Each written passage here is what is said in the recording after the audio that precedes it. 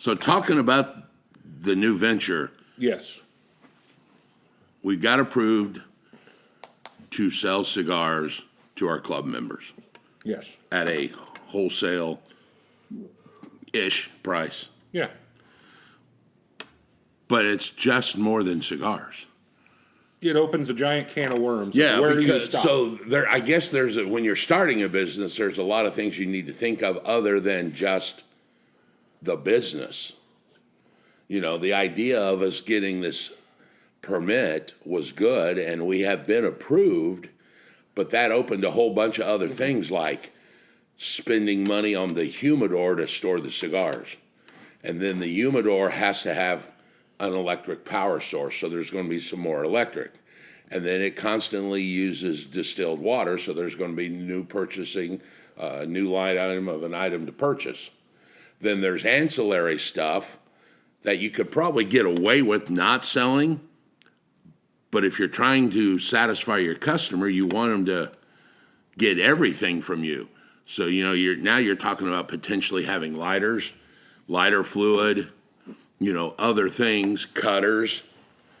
Otherwise, they're going to have to go somewhere else to buy that ancillary stuff. And as a business, you certainly don't want any of your clients going to another business to get something, because there's always a chance they may go, well, hell, I'm already here. I might as well buy the main product while I'm here. And you end up losing the customer altogether. Yes. I think you got to have it, and it's not a big investment, really not a big deal. That stuff. The manpower, the humidor, those things are a bigger deal. Buying $1,000 worth of lighters and cutters, not a big deal. Well, yeah, except it's 10,000. I mean, the aggregate total. Right. The lowest first purchase is a $10,000 investment of cigars. They have a $20,000, a $40,000, and a $100,000 purchase. And with this distributor, based on which level you buy, there's some gifts. There's some credits. You know, the entry $10,000, I think it's like a $500 credit that you could use to buy other cigars with. So or 40 members, $250 a piece. 20 members, $500 a piece, a couple boxes plus. Well, my idea would be to initially fund the first, and then as those get bought out, replenish with that. So instead of 10,000, you bring 9,000 in cigars and $1,000 in lighters to complete off, and Yeah. you don't have to increase your initial. But I guess the point is, when you start thinking about a new business and you start having a item to sell. Wait till you open the doors, and then you find out all the other things that you Yeah, didn't think. that's what I'm saying.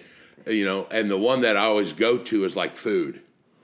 And you and I've talked about this, and you and I've talked about this. Food is one thing I never want to be in. No. I think The margins are too thin, but here's a good example.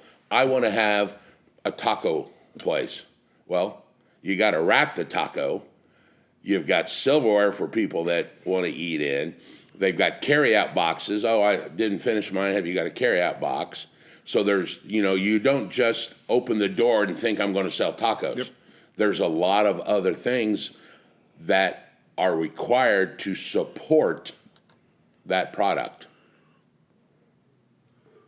Well, I think food, and then I think that there's probably a low overhead solution to, you know, have an event, tell them we'll have 50 guys, bring the taco truck over for 3 hours. Then that'll bring some other people, and all your members will eat tacos. Yeah, but even having the event, I guess, and I'm not trying to be the Debbie Downer today, but I guess we have talked about starting businesses, but the three of us have started plenty of businesses in our career. And I think it's important that people that are listening out there and starting a business have to understand there's a lot that goes in behind the scenes, that when you get the epiphany to sell tacos because your buddy says you make the best barbecue. Oh, I'm going to open a barbecue stand. Great. I can cook. Well, can you do all the other stuff and all the stuff that's required to support There's barbecue? a big difference jumping from hobby to business. Yeah. And, you know, just talking about this, you have to be crazy organized with the entire process and everything that you're going to have to do, because each door that you open creates 10 more things that you have to be concerned about. Each door you open's a hallway with doors. with 5 other doors. Yeah. So we figure out, all right, we've got our distributor, we've got our humidor, we've got this, we got that. Then we got to figure out, okay, how are we going to sell when one of us isn't sitting here? Yeah. How do we track that so that someone just doesn't wander up to the humidor and go, oh, I'll take 2 out of this box? That's another thing that is perplexing me right now. Is now in our scenario, I'm not as worried because it's a private club. We know everybody. However, do you trust everybody? Well, they steal cokes. In our Bible study class last night, we were talking about the 2 brothers, Jacob and Esau. Yes. And how Jacob God loved and Esau God hated.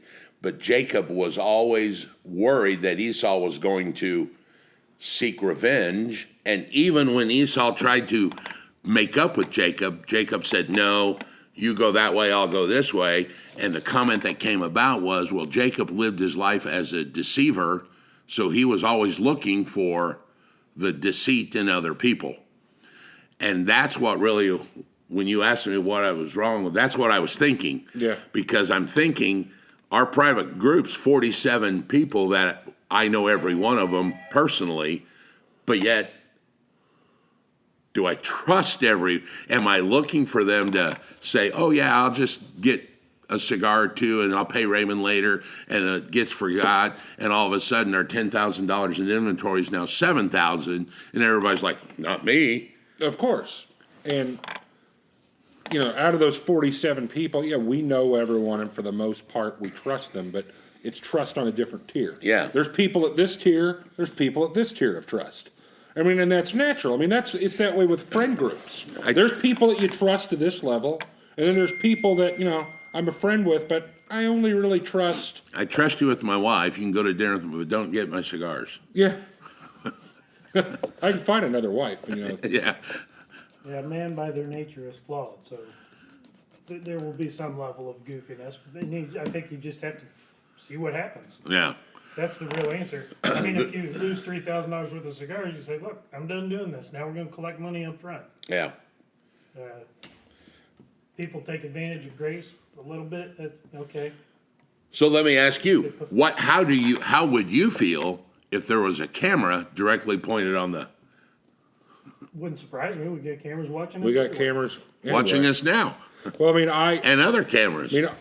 I would say no matter what, with this, whether we were monetizing it or otherwise, with that amount of stuff that's going to be in here, we need to have cameras on this side anyway, just from outside All right. perspective. Cool. That's another cost. I know. But That's another cost. And if I want to collect money, you're going to need a point of sale system. that's another cost. That's another cost. Plus to a ring your percentage every time you do it. To ring your taco up. We can just have an honor box. That sounds like how you run the government. That's in above that California. level of trust. That's a high level. That's government in California. Just pay what you feel is good enough. Yeah, there's a lot. Some people have business sense and some don't. I know we've given advice to a number of people. One was starting a little credit company. Yeah. Oh, I got all kinds of people that are interested. What we tell them? Yeah. Go ask them for a check for $100. Yeah, that was a good advice you gave him when he said, I've got plenty of people that would pay. And you said, okay, go get 5 of them to pay you. Now he's doing okay, but I think that was a wake-up call because you go ask him for a check. Now it's the rubber's hitting the road. Yeah. Oh, yeah. I think... I want to get in on that business. Oh, that's great. It'll take $10,000. Well, write me a check for $40,000 and you can be in.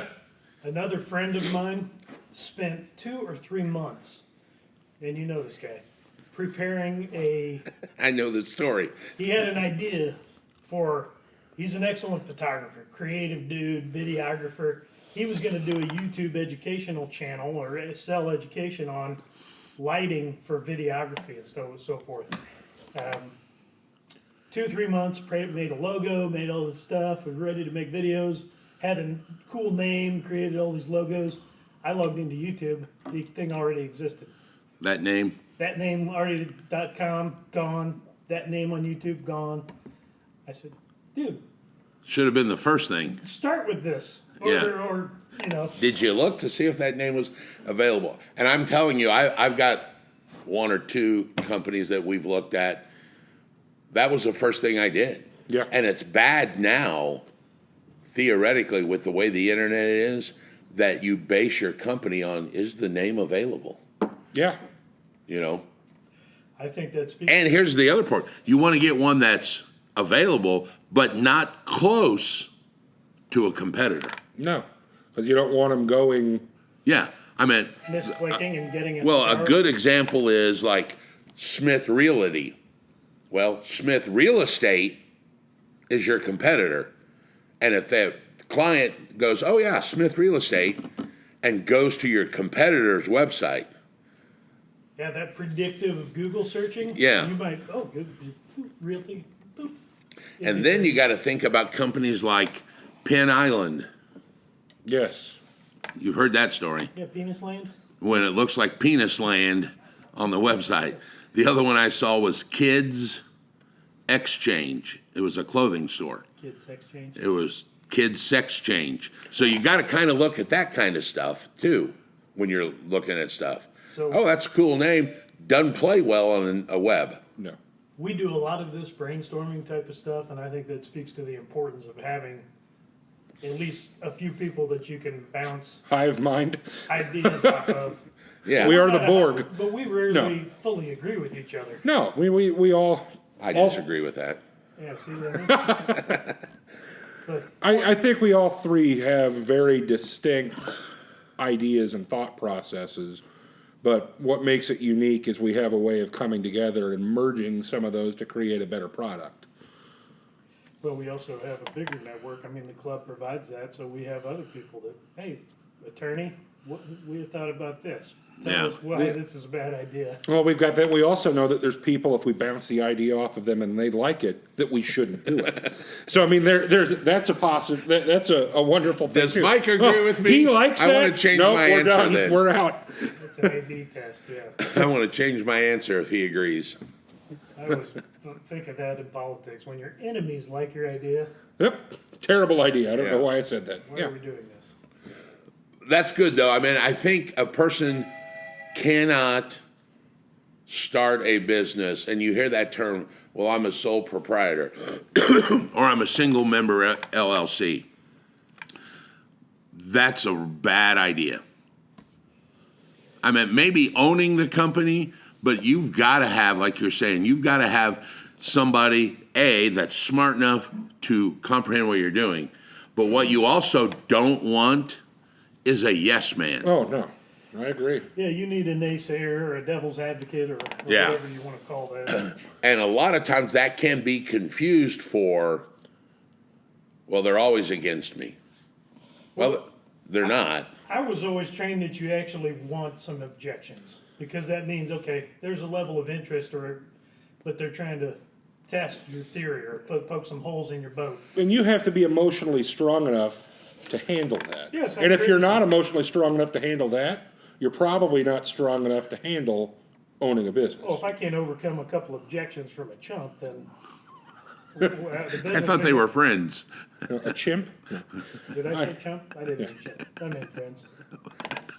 Well, I mean, we all know my prior work experience and where I was at. Part of the reason why I was frustrated is I couldn't get a voice in anything. But there was a person there that was a glorified yes man that if the owner had said, I want you to go out in the middle of that road during rush hour, take a newspaper and pinch a loaf right in the middle of the street, they would have hopped right out there and done that because that person was never going to come up with a creative thought on their own. They were just going to be a drone for that person and make them puff Yeah. up and feel better.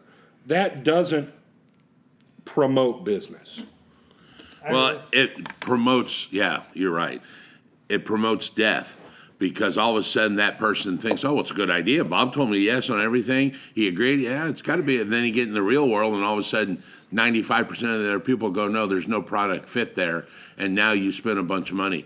I know a young lady that opened a coffee shop in a very small town, and then within 6 months filed personal bankruptcy and had to close the store and all that. And the first question I asked her was, did you do product fit? And she's like, what do you mean? Is there enough people in that city that drink coffee that can sustain a lifestyle? And her second thing that bothered me the most was, well, I only need $6,000 a month to break even. I'm like, oh, how much are you making? Well, that's not a salary for me. Oh, so you're working for free forever? No, you didn't do the right math. Did you include insurance that you're going to have to pay? Did you include pay for you? What about, There are a lot of good ideas that don't make good businesses. Yeah. And that's okay. Or they make a good business, but not where you think you want to have it. I mean, that's a conversation I'm having with another person right now that, they love a building and the building is in, a great price range, but it's in a terrible location to be able to actually turn it into a business. If you're going to buy it and you want to live in this place and you want to go out there, okay, maybe that makes sense. But if you're trying to do it as an investment to rehab it and make it something that's going to make money for you, you got to look at A, the cost of what it's going to do to even get it to the point where you could make money. B, how long it's going to take you to make money off of that investment. We're sitting in a great place for a private cigar club, not a great place for a retail No. store. Yeah, this is not going to be a retail shop. Nope. It's not a good spot for that. The other thing, this happens in investing in real estate when I was teaching it, and I found out personally the hard way, and that's usually the best experiences that you can learn, is buying something because it's cheap and overlooking the location, the product fit, and you think, well, this house was $15,000. It's a cheap house. I can buy it, rehab it, and flip it, and then all of a sudden, nobody's buying it. And I used to have a funny statement. I would say, spend more than you want to ensure success. And everybody'd go, well, like, what do you mean? Do you want to spend 15 grand on a house in the war zone and take a chance that no one's going to buy it? Or would you rather spend 70 in a township outside of the middle of the city and guarantee that you'll get your money back because they want to live there? I would rather slightly overspend on some place where there are a bunch of people clamoring to get it than be the winner of something that no one else wanted. Well, he and I just put an offer in on a business that we think was overpriced based on numbers. But we did it exactly for that reason. Yes. Because we know that there's going to be some competition in that business when it goes for sale, and we wanted to ensure that we were going to be the best offer. Now, the amount we overpaid wasn't excessive, and what can be overcome if that business is run better. It's not being run to its fullest extent. So I had a conversation about this location thing just last night. Somebody wants to buy a new house. They don't want to be where they live currently. But we want to keep it as a rental. Okay, why are you leaving? Well, it's rough and this and all the problems. I said, okay, how do you think managing a rental in that area will be? Well, probably rough. Okay. So if you don't want to live there, but you think someone else wants to live there because it's rough. Well, somebody probably does want to live there, but who's going to want to live there? Somebody that has really no other choices, right? I mean, it's either going to be a price or whatever. Yeah. So how's that going to work out, that situation, as a long-term cash flow thing? And there was more considerations, Ultimately, at this moment, you could get about 25 years worth of rent by selling the house, taking the profit. It's 25 years worth of positive cash flow. Yeah. You want to bang on doors and collect rent for 25 years to get to that number, or do you want it today? Take the time value of that money. Look at the age. Think of the age of whoever the individual is too. I mean, if you're 25 years old, you may want to wait 25 years to get all of that money. If you're 50 years old, or older. I mean, are you going to be bopping around long enough to get it? But the idea of owning investment property is a great idea. That is not a great choice for an investment property, and the time is not a great time for that property. So there's just a lot of considerations. I don't know who you're talking about. I have an idea, but I think that was well given advice. I mean, do you want your cash now or do you want it over 25 years?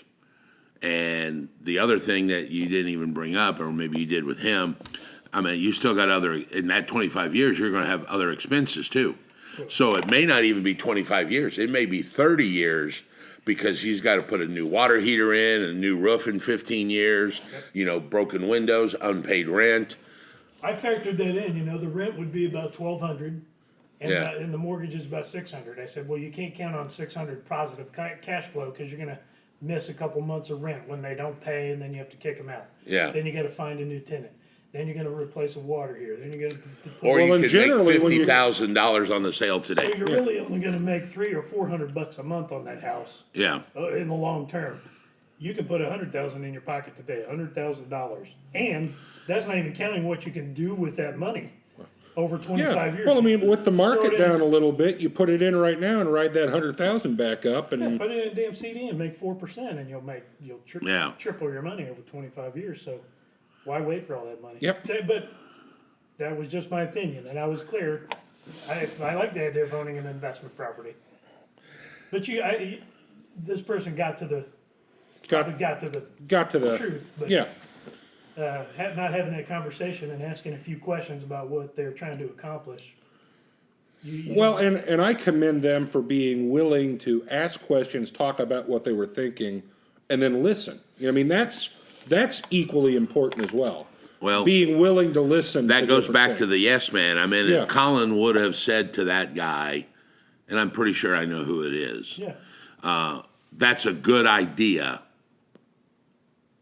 He'd have said, yeah, that's a good idea, and would have been strangleheld. Sell them a mortgage on a new house. Now they got two mortgages. They got Well- low bank account. That I was going to say that you and I even know in the financing world, they don't count 100% of the rent because they 75, know. Yeah, it's 75% credit. Probably generous. And that's just to say that's the best because there's economic vacancy, which is different than physical vacancy. I've had people in houses before that were physically 100% occupied, but they weren't paying, so they was economically vacant. Well, I can't tell you how many times I deal with somebody listening to Dave Ramsey, and I like Ramsey, okay? For most of the working public, getting out of debt and starting to save some money is a good idea, theoretically. Now, he's radical. We can get into that someday, maybe another talk, but I deal with so many people. Well, Dave Ramsey says I should have an investment house, or he says I should do this. Well, okay, I agree, that is a good idea to invest in real estate, do these things, but where are you today? Perhaps we ought to get the ship's leaks fixed and then. Streamline the ship. Well, and I think people forget so often that if they are a homeowner, they do have an investment property. They are they're living in an investment It property. is an investment.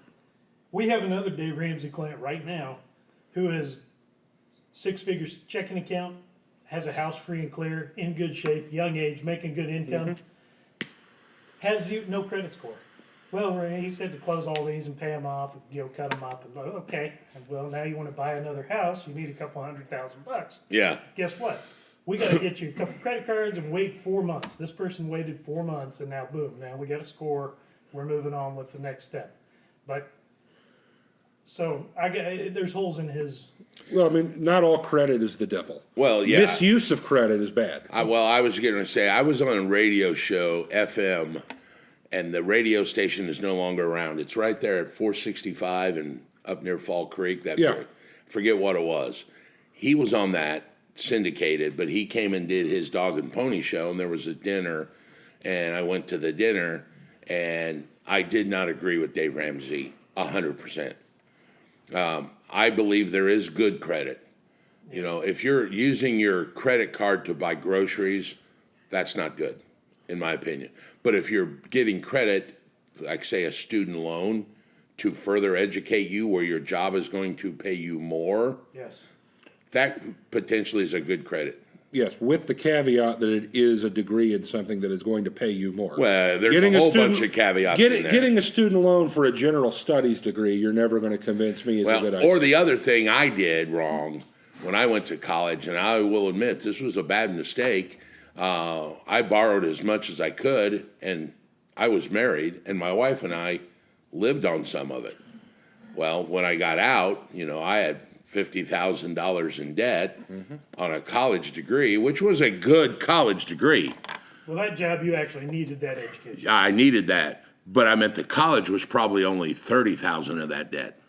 The other 20 was, Pell Grants, and I can get this, and which kept me from having to work and my wife having to work less. You Because needed a Biden. He said, I'll just knock 20 off of that. it was young, I was young and dumb, so I came out with 50 grand when it probably should have only had 30 grand. I think every situation beckons some analysis. Every situation is unique. You never know. I agree. Well, looking at our time and our schedule, it's probably time to wrap this one up for now. Yep. Yeah. Nice chatting with you. Yeah. See you later. Good conversation. Adios, everybody.